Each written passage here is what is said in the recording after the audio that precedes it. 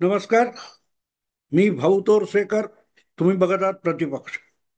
मित्रांनो, बिहार विधानसभेच्या निवडणुकांचे निकाल लागून आता 4-5 दिवस उलटत आले, पण अजूनही अनेक राजकीय अभ्यासकांना, सेफॉलॉजिस्ट वगैरे जे कोणी राजकीय जाणकार आहेत, राजकीय मुरब्बी नेते आहेत, धूर्त आहेत, मुत्सद्दी आहेत, यांना या निकालाचा अर्थ लागत नाही. ते वेगवेगळ्या कोनातून या निवडणुका बघून त्याचे आपापले अर्थ लावण्याचा प्रयत्न करतायत आणि त्यांना कळत नाही की अरे अच्छा, असं कसं होऊ शकतं. एक साधी गोष्ट लक्षात घ्या की 1984 मध्ये इंदिरा गांधींच्या हत्येनंतर झालेल्या निवडणुकीमध्ये राजीव गांधींना 415 जागा मिळाल्या होत्या, पण मतं 50% सुद्धा मिळाली नव्हती. दुसऱ्या बाजूला 9.5%च्या आसपास भाजपची मतं होती, पण भाजपला 2च जागा मिळाल्या होत्या. आता गंमत लक्षात घ्या की भाजपच्या 5 पट, 5.5 पट आपण म्हणू, 5 पट मतं काँग्रेसला होती, पण जागा 200 पटीपेक्षा अधिक होत्या. मग हे कसं गणित जुळवायचं? तर हे असलं खोळ्यापणाने बघायचं असेल, हे मतदान आहे. मतदानाची जी पद्धती आहे, मतदानाच्या पद्धतीमध्ये सर्वाधिक मतं मिळाली तो निवडून आला असं म्हटलं जातं. आपल्याकडे 2014 मध्ये भायखळा या मतदारसंघातून ओवायसीचा वारिस पठाण हा उमेदवार निवडून आला. तो किरकोळ फरकाने निवडून आला, पण त्याच्याबरोबर 6 की 7 उमेदवार जे होते त्या मतदारसंघातले, त्यांना अक्षरशः 800, 1700 अशा फरकाने 7 लोक एका लाईनीत उभे होते, तरी तो निवडून आला. कारण तो सर्वाधिक होता. त्याला 10-12% मतं होती, 90% मतं त्याच्या विरोधात गेलेली होती. शिवसेना, मनसे, तुमचा भाजप, राष्ट्रवादी काँग्रेस, काँग्रेस या प्रत्येकाचे इतके उमेदवार होते. मुस्लिम लीग, 7-8 उमेदवार हे पाठोपाठ पाठोपाठ 200, 500, 700च्या फरकाने होते. पण त्याला भले 10, 12, 13% मतं असली, तरी तो एक नंबरची मतं असल्यामुळे निवडून आला होता. तेव्हा जी पद्धत आहे, फर्स्ट पास द पोस्ट, सगळ्यात आधी तिथे पोहोचला, त्याचा तो परिणाम असतो. आणि ही गल्लत आपल्याकडचे अडाणी राजकीय जाणकार नेहमी करत असतात, आणि त्यांना कळत नाही की एवढं एवढं बिहारमध्ये कसं काय मिळतं. मग राष्ट्रीय जनता दल, काँग्रेस यांच्या मतांची बेरीज करून दाखवतात. राष्ट्रीय जनता दलाला भाजपपेक्षाही अधिक मतांचं आहेत, किती, 1 कोटी आणि काय 2 लाख 12 लाख काय असतील, आणि भाजपला तर त्याच्यापेक्षा कमी आहेत. मग भाजपची मतं ही आरजेडीच्या तिप्पट कशी, जागा तिप्पट कशा काय आल्या? तर ते अधिकाधिक त्यांचे उमेदवार त्या पहिल्या क्रमांकावर गेले. इतकं सोपं, पण मी त्याच्यात जात नाही. मुद्दा असा आहे की या निवडणुकीत आज मला जे तुम्हाला महाराष्ट्राच्या दृष्टीने समजवायचं की हेच महाराष्ट्रात झालं होतं आणि तसंच झालं होतं. आणि त्याचं कारण सरळ होतं. त्याचं कारण असं होतं की जागा वाटप यशस्वीरित्या महायुतीने पूर्ण केलं होतं, आणि महाविकास आघाडीमध्ये शेवटच्या क्षणापर्यंत जागा वाटपावरून हाणामारी चालू होती. उद्धव ठाकरे अडून बसले होते, आग्रह करत होते, गयावया करत होते की मुख्यमंत्री आणि त्याचं नाव जाहीर करा. काँग्रेस त्याला तयार नव्हती, शरद पवार तयार नव्हते, आणि तशीच्या तसाचा तसा घटनाक्रम बिहारमध्ये होता. आणि म्हणून मी सांगत होतो की बिहारमध्ये महाराष्ट्राची पुनरावृत्ती होईल. याचं कारण, आत्ता निवडणुका लागलेल्या आहेत, अर्ज भरले जात आहेत, आणि निवडणुकांचं वेळापत्रक जाहीर होणार आहे, वगैरे वगैरे. वेळ वाया घालवू नका. मतदारांकडे जा. मतदार तुम्हाला मत देत असतो, त्याच्याकडे जाऊन गयावया करा की आमच्या आघाडीला मत दे. आणि आघाडीला मत दे याचा अर्थ मशालीवर दे, हाताच्या पंजावर दे, किंवा तुतारी फोंगणाऱ्या माणसाला दे असं नाही. की तिथे जो कोणी उमेदवार असेल त्यासाठी तिथल्या आपल्या पक्षाच्या कार्यकर्त्याला तयार करणं की बाबा जो कुठचा आपला आघाडीचा उमेदवार ठरेल त्याची निशाणी मतदारापर्यंत पोहोचवणं हे आपल्या पक्षाचं काम म्हणून तुझं काम आहे. उमेदवार आघाडीचा असेल दुसऱ्या मित्र पक्षाचा असेल हे सांगता आलं पाहिजे. तर ती आघाडी योग्यरित्या जागा वाटप करते, ती युती योग्यरित्या जागा वाटप करते आणि सर्वाधिक मतं मिळवणारा उमेदवार हा आपल्या आघाडीचा ठरू शकतो. जो विजय मिळवतो तो आमदार होतो आणि त्यांची संख्या मोठी होते. हे मी तुम्हाला आज का समजावणार आहे. बिहारचा जो चमत्कार आहे, मी सातत्याने गेले वर्षभर सांगतोय की महाराष्ट्रामध्ये जो चमत्कार घडला, मग तो दिल्लीत घडला, तो हरियाणात घडला आणि आता बिहारमध्ये घडला. याचं पहिलं कारण शांतपणे विवादाशिवायचं जागा वाटप, मैत्रीपूर्ण लढतीचा खोटा नौटंकीगिरी नाही. एक त्यातलं अप्रतिम उदाहरण मला एका चॅनेलवर बघायला मिळालं, एका व्हिडिओमध्ये बघायला मिळालं. एका चॅनेलचं युट्यूबवर असलेला तो व्हिडिओ आहे. त्या हिंदी चॅनेलचा रिपोर्टर हा बिहारमध्ये फिरत होता आणि एक 70 वर्षाच्या पलीकडची दिसणारी म्हातारी अत्यंत वृद्ध महिला,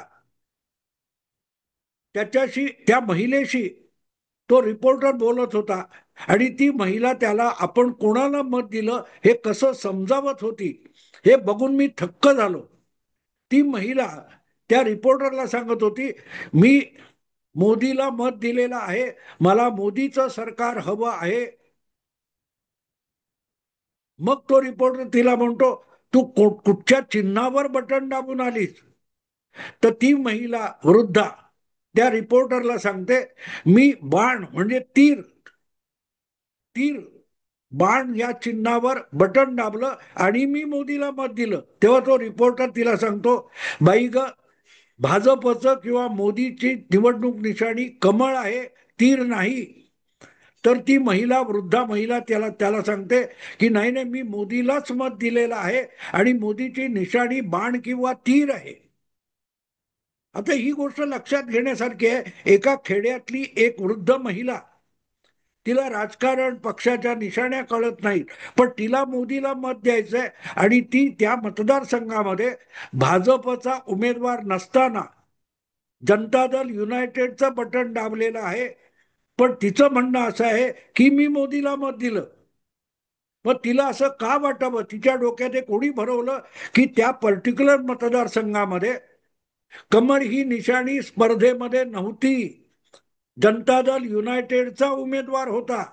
पण जनता दल युनायटेडच्या उमेदवाराला मत देणं, तीर किंवा बाण या निशाणीवर बटन दाबणं म्हणजे मोदीला मत आहे हे तिच्या डोक्यात कोणी भरवलं हे लक्षात घेतलं पाहिजे.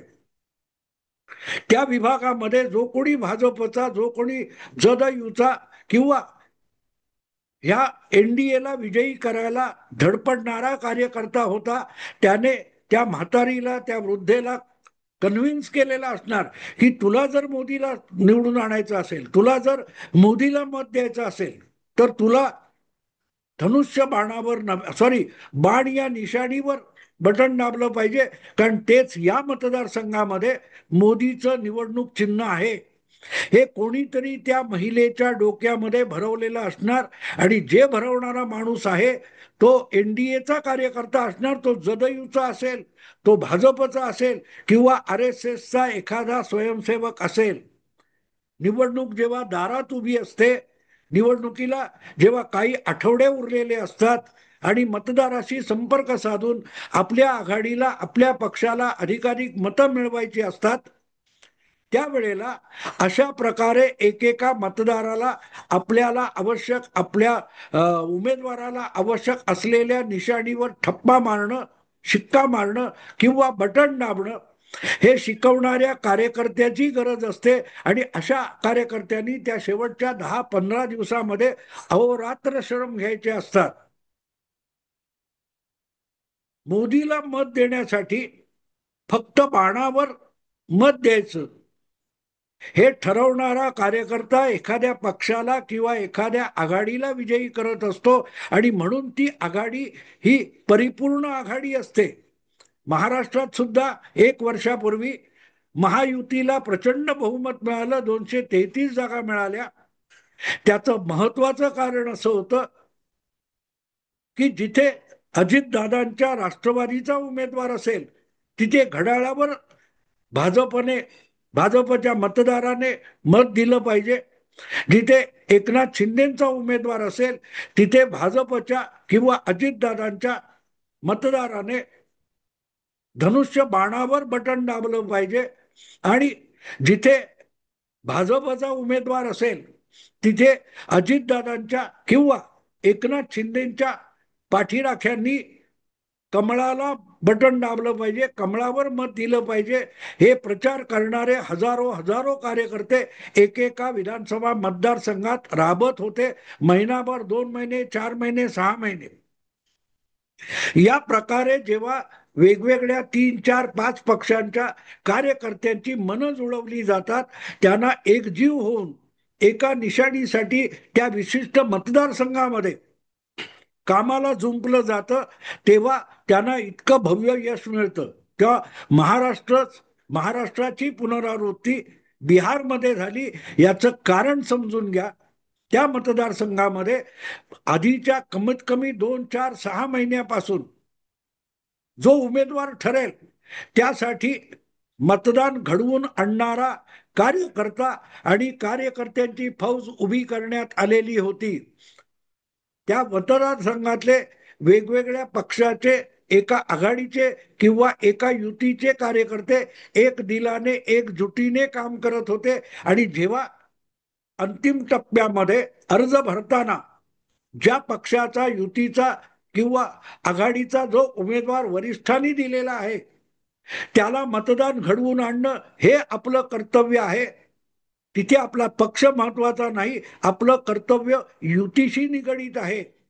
हे मानणाऱ्या कार्यकर्त्यांची एकजूट फौज उभी केली, मग असे निकाल येतात.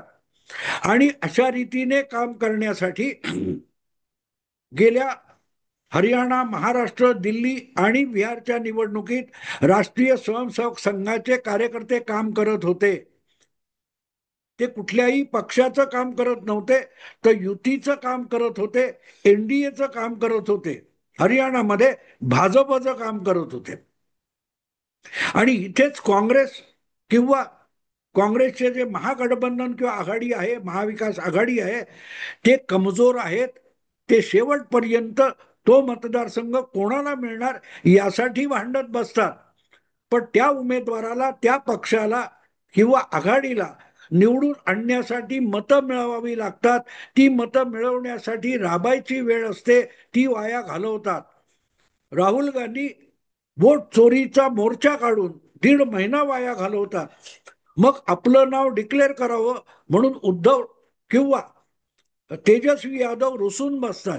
ही गोष्ट महायुतीमध्ये झाली नाही आणि तीच गोष्ट बिहारमध्ये सुद्धा झाली नाही, म्हणून त्यांना एवढं दैदिप्यमान यश मिळालेलं आहे. एक महिला मोदीसाठी कमळ निशाणीवर शिक्का मारत नाही, तर बाण किंवा तीर या निशाणीचं बटन दाबते. याचा अर्थ युती असते. आणि ज्या वेळेला अशा प्रकारे मतदार बनवला, घडवला किंवा उत्तेजित आणि प्रोत्साहित केला जातो, तेव्हा बाण नेमका निशाण्याला लागत असतो. मला असं वाटतं की महाराष्ट्रामध्ये ही गोष्ट अजितदादा पवार, एकनाथ शिंदे यांना समजावण्यात आली होती. ती अमित शहानी समजावली की देवेंद्र फडणवीसांनी समजावली मला माहिती नाही, पण या रीतीने काम केलं तर आपल्यासाठी RSSचे स्वयंसेवक राबतायत. जिथे ज्या पक्षाच्या वाट्याला तो मतदारसंघ येईल तिथे भाजपचे आणि RSSचे लोक तुमचा उमेदवार सुद्धा तितक्याच ताकदीने विजयी करण्याचा प्रयत्न करतील. तेव्हा जागा जास्ती मागण्याच्या फंदात पडू नका. जास्तीत जास्त उमेदवार निवडून आणण्याकडे लक्ष द्या. हे अजितदादा आणि एकनाथ शिंदे यांना कन्व्हिन्स करण्यात आलं होतं, म्हणून एक दिलाची युती महाराष्ट्रात गेल्या वर्षी निवडणुकीला सामोरे गेली आणि लोकसभेला लागलेल्या निकालांचा एकदम उलटा निर्णय तुम्हाला बघायला मिळाला. त्याची पुनरावृत्ती बिहारमध्ये झालेली आहे. तेव्हा हा प्रयोग फक्त महाराष्ट्रात झाला होता असं नाही. तो प्रयोग बिहारमध्ये सुद्धा संघाने आणि भाजपने आणि अल्टिमेटली अमित शहा, नरेंद्र मोदी वगैरेंनी यशस्वी करून दाखवला. आणि आता जर महाराष्ट्रामध्ये स्थानिक स्वराज्य संस्थांच्या निवडणुका आहेत, तर त्या कार्यकर्त्यांच्या निवडणुका आहेत. आणि त्यामुळे जे लोक लोकसभा आणि विधानसभा निवडणुकीमध्ये आपापल्या मतदारसंघामधल्या आपापल्या निष्ठावान मतदाराला आपण म्हणू तिकडे वळवण्याची क्षमता राखतात, अशा लोकांना नगरसेवक किंवा कुठचा जिल्हा तालुका पंचायतीचा सदस्य म्हणून सशक्त करणं हे प्रत्येक पक्षाचं कर्तव्य आहे. आणि अशा वेळेला राज्य पातळीवर, राष्ट्रीय पातळीवर जे राजकीय भेद, मतभेद, भांडणं असतील, ती इथे उकरून काढायची नाही. आपलं पटत नसेल राष्ट्रीय पातळीवर, राज्य पातळीवर, वैचारिक पातळीवर, तर ते त्या शहरापुरतं, त्या तालुक्यापुरतं, त्या जिल्ह्यापुरतं, त्या नगरपालिकेपुरतं, महापालिकेपुरतं ते भांडण बाजूला ठेवायचं, ते भांडण वैचारिक ठेवायचं. आणि निकालानंतर आपण एकजूट व्हायचं आहे. त्यामुळे एकमेकाविरुद्ध चकार शब्द, अपमानास्पद शब्द बोलायचे नाहीत. तर तुम्ही आमच्या विरुद्ध लढा, आम्ही तुमच्या विरुद्ध लढू, पण दोघांची मिळून बेरीज ही निकालानंतर सत्ता काबीज करण्यापर्यंत आली पाहिजे. हे इतकं परफेक्टली समजावण्यात आलंय. बिहारमध्ये आपण काय यशस्वी झालो किंवा आपली बाजू काय यशस्वी झाली, ही गोष्ट अजितदादांना, एकनाथ शिंदेना नेमकी कळलेली आहे. आपल्याला पक्ष चालवायचा असेल तर जिंकणं आवश्यक असतं, नुसतं लढणं आवश्यक नसतं.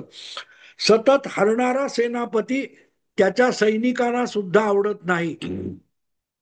आणि म्हणून झुंज द्यायची, पूर्ण ताकदीने लढायचं, पण कधीतरी यश सुद्धा मिळावं लागतं, नाहीतर तुमचे सैनिक तुम्हाला सोडून जातात. प्रत्येक वेळेला आपल्या मूर्खपणासाठी सैनिकांनी पराभव पत्करावा, जखमा चाटत बसावं, अशी परिस्थिती आणणारा सेनापती कुठच्याही सैनिकाला आवडत नाही. जिंकण्याचे फायदे मिळणार ही लालूच असते, पण त्या पलीकडे निष्ठा असतात. आणि त्यामुळे जखमा झाल्या तरी हरकत नाही, पण आपल्या नेत्यासाठी लढण्याची जी इच्छा असते, ती इच्छा प्रज्वलित ठेवायची. तर कधीतरी विजयाची चव आपल्या सैनिकाला, कार्यकर्त्याला चाखता आली पाहिजे, याचं भान प्रत्येक पक्षाच्या नेत्याने ठेवलं पाहिजे. आणि हे भान अजितदादांनी आणि एकनाथ शिंदेनी ठेवलं. त्याचे परिणाम त्यांना विधानसभा निवडणुकीत बघायला मिळाले. लोकसभेतल्या चुका सुधारल्या गेल्या, त्याचीच पुनरावृत्ती बिहारमध्ये झाली. आणि जेव्हा बिहारमध्ये महाराष्ट्रासारखे निकाल येतात, तेव्हा आज अमित शहा, भाजपचे मुत्सद्दी आणि रणनीतिकार, जे स्थानिक निवडणुकांसाठी आपल्याला समजावत आहेत की भांडणं विकोपाला जाऊ द्यायची नाही, निकालानंतर परत सत्तेत एकत्र यायचंय, असं समजावतात. तेव्हा ते काय समजावतायत ते समजून घेण्याची क्षमता एकनाथ शिंदे आणि अजितदादांमध्ये आहे. त्याला त्यांची फलश्रुती बघायला मिळेल. पण मनसे, उबाठा, काँग्रेस, राष्ट्रवादी, शरद पवार गट वगैरे हे एकत्र येऊन जे काय करतायत ते आपसातली भांडणं मिटवू शकत नाहीत. कारण त्यांना महाराष्ट्राच्या किंवा बिहारच्या महायुती किंवा एनडीएच्या यशाचं रहस्य उलगडलेलं नाही. आणि उलगडलेलं असेल तर समजून घ्यायची तयारी नाहीये. आपापल्या नेत्यांच्या अहंकारामध्ये हे पक्ष आणि त्यांच्या आघाड्या गुरफटून पडलेल्या आहेत. आणि त्यांचे दिवटे समर्थक, पत्रकार, विश्लेषक त्यांना अधिकाधिक चढवत आहेत की नाही नाही नाही, वोट चोरी झाली, वोट चोरी झाली. त्यामुळे चुका सुधारल्या जात नाहीत. तुम्हाला विजयी व्हायचं असेल आणि पक्षाच्या पलीकडे आघाडी म्हणून विजयी व्हायचं असेल, तर मोदीला मत देण्यासाठी बाण किंवा तीर या निशाणीवर ठप्पा मारायचा किंवा बटन दाबायचं, इथपर्यंत आपल्या पाठीराख्या मतदाराला कन्व्हिन्स करता आलं पाहिजे, पटवता आलं पाहिजे. ही गोष्ट लक्षात घ्या. आणि म्हणून मी तो प्रसंग सांगितला, समजावला की ही निवडणूक किंवा बिहारचा निकाल समजून घ्यायचा असेल तर हा एक प्रसंग जो मी कुठच्या तरी चॅनेलच्या व्हिडिओ क्लिपमध्ये बघितला की एक वृद्ध 70च्या पलीकडची फार शिकलेली नाही गावंढळ महिला मोदीला मत देण्यासाठी जदयूच्या निशाणीवर बटन दाबून येते, तेव्हा ती आघाडीला यशस्वी करत असते आणि तिला मोदींसाठी जदयूच्या चिन्हावर मत द्यायला कन्व्हिन्स करणारा पटवणारा कार्यकर्ता हा त्या आघाडीला, त्या पक्षाला आणि त्या नेत्याला विजयी करत असतो. मला असं वाटतं की महाराष्ट्रामध्ये अजितदादा, एकनाथ शिंदे यांना ही गोष्ट समजलेली आहे. बिहारचं यश हे आपल्यासाठी, त्याच मार्गाने गेलो तर महाराष्ट्रातल्या स्थानिक निवडणुकीत सुद्धा यशाचं कारण होऊ शकतं. उबाठा, राज ठाकरे किंवा काँग्रेस, शरद पवार, सुप्रियाताई यांना जर हे रहस्य समजून घेता आलं तर त्यांना भवितव्य असेल. एवढंच बोलून आता थांबतो. आवडलं लाईक करा, शेअर करा आणि प्रतिपक्षाला सबस्क्राईब करा. नमस्कार.